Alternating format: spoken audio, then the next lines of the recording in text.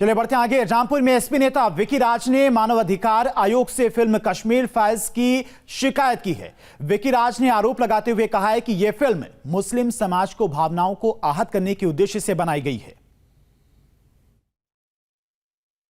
राष्ट्रीय मानवाधिकार आयोग में द कश्मीर फाइल जो फिल्म चल रही है उसको बैन लगवाने के लिए, उसको बंद कराने के लिए एक याचिका दायर करी है, क्योंकि ये फिल्म किसी को फायदा नहीं पहुंचा सकती सिवाय नुकसान के।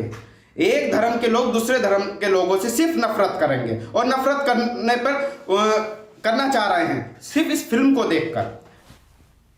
और ग्रेटर नोएडा से बड़ी खबर आपको बता दें, बिजली स्टेशन में भीषण आग लगी है। कर्मचारियों में भगदड़ मची है। आग लगने से 42 गांवों की बिजली आपूर्ति ठप हो गई है। शॉर्ट सर्किट से आग लगने की आशंका जताई जा रही है।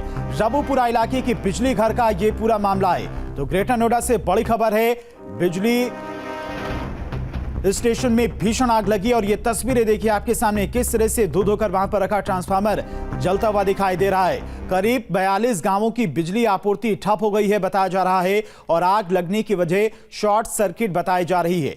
तो ग्रेटर नोएडा के बिजली स्टेशन की ये तस्वीरें हैं जहां पर धो धोकर ट्रांसफार्मर जलता हुआ दिखाई दे रहा है और बिजली स्टेशन में आग लगने की जो वजह अभी तक बताई गई है उसमें कहा गया कि शॉर्ट सर्किट की वजह से यह भीषण आग लगी है।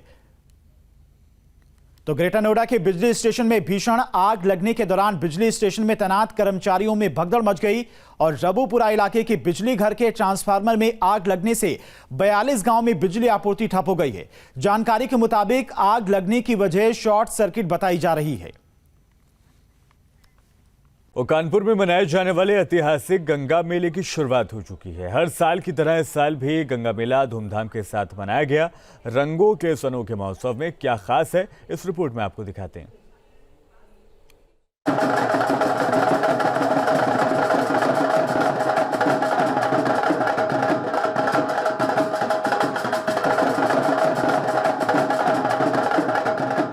कानपुर शहर में अंग्रेजों के समय से चले आ रहे गंगा महोत्सव की धूम हर साल की तरह इस साल भी दिखी।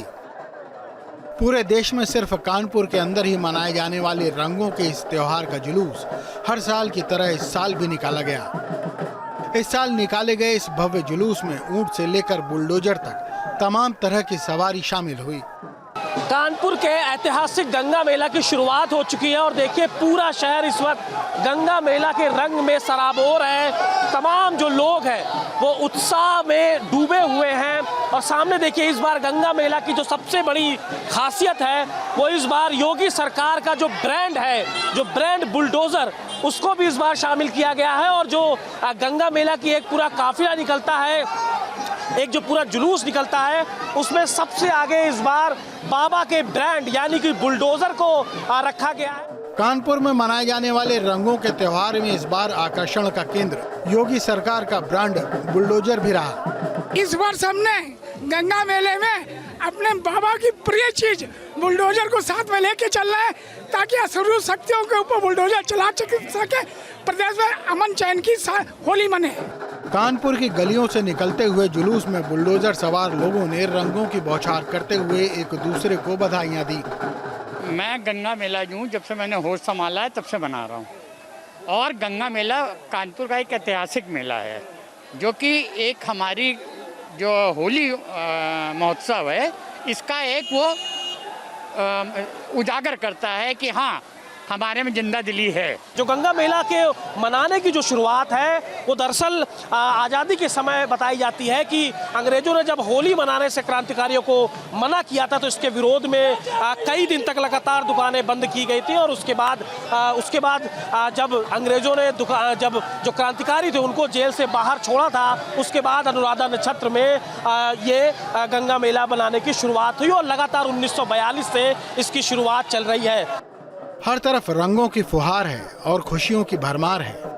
कानपुर के इस अनोखे त्योहार को मनाने के लिए लोगों का हुजूम हर साल की तरह इस साल भी सड़कों पर निकला।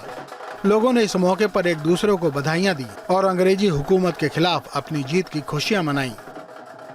Team news state. नोएडा का नलगढ़ा गांव शहीदों की याद समेटे हुए है। गांव अपराधियों के खिलाफ ताबड़तोड़ कार्रवाई भी यहां पर होती है। जौनपुर के साथ आगरा में बुलडोजर खूब गरजा है।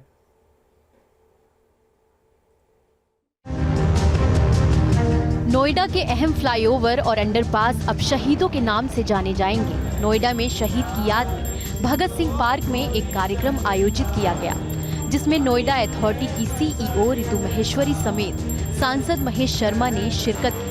मौके पर शर्मा ने शहर के मुख्य फ्लाईओवर, अंडरपास और पार्कों के नाम शहीदों के नाम पर रखने की बात कही। नोएडा प्राधिकरण द्वारा सेक्टर 150 में ये पार्क श्री भगत सिंह जी के नाम पे बनाया गया है, तो उनकी स्मृति में आज ये कार्यक्रम आयोजित किया जा रहा है। आगे आने वाले सालों में भी यही प्रयास रहेगा कि हर साल इस दिवस को उन शहीदों की याद में हम लोग मनाएं। हमारे पार्क और ऐसे स्टेडियम, फ्लाईओवर्स, इन सब के नाम हमारे इन महापुरुषों के नाम पर होने चाहिए, ये बहुत आवश्यक है। तस्वीरों में दिख रही ये जगह कोई साधारण जगह नहीं है। ये नोएडा का नलगढ़ा गांव है, जो अपने अतीत में बलिदान के कई इतिहास समेटे है। यहीं पर ब्रिटिश हुकूमत के खिलाफ इनकलाब जिंदाबाद के नारे की पटकथा लिखी गई। नलगढ़ा गांव में ही एक पेड़ पर भगत सिंह, राजगुरु और सुखदेव का आशियाना रहा है। आज भी यहाँ हिंद फौज के कर्नल सिंह का परिवार रहता है। बहुत तंगी से हम इस गांव में रहते थे, हाँ, तो सिर्फ बम वगैरह तैयार करके और यहीं से योजना बनाते थे जहाँ भी मारना होता था। शहीद भगत सिंह ने नलगढ़ा गांव में अपने साथियों के साथ मिलकर आजादी की योजना बनाई थी। स्वतंत्रता के लिए देश की असेंबली में जो विस्फोट की पटकथा लिखी गई, उसकी गवाही भी ये गांव बना। ब्रिटिश हुकूमत से आज़ादी दिलाने के लिए सुखदेव, भगत सिंह और राजगुरु को आज ही के दिन 1931 में फांसी की सजा दी गई थी। इन तीनों का गौतम बुद्ध नगर के नलगढ़ा गांव से बेहद पुराना ताल्लुक है। हम तस्वीरें आपको दिखा रहे हैं। नोएडा प्राधिकरण द्वारा एक पार्क बनाया गया। यहाँ के नलगढ़ा गांव में रहकर तीनों ने असेंबली में जो बम विस्फोट किया था, उस बम को गौतम बुद्ध नगर के नलगढ़ा गांव में बनाया गया था। उसी की याद को लेकर आज नोएडा प्राधिकरण ने सेक्टर 150 में एक शहीद पार्क का उद्घाटन किया है। इस पार्क की हम तस्वीरें आपको दिखा देते हैं। ये जो तस्वीर है, ये शहीद भगत सिंह की तस्वीर यहाँ पर लगाई गई है। उनके बारे में बताया गया है ताकि युवा पीढ़ी इनके बारे में जानकर जागरूक हो सके। वीडियो जर्नलिस्ट संजय कुमार के साथ अमित चौधरी, न्यूज़ स्टेट, नोएडा।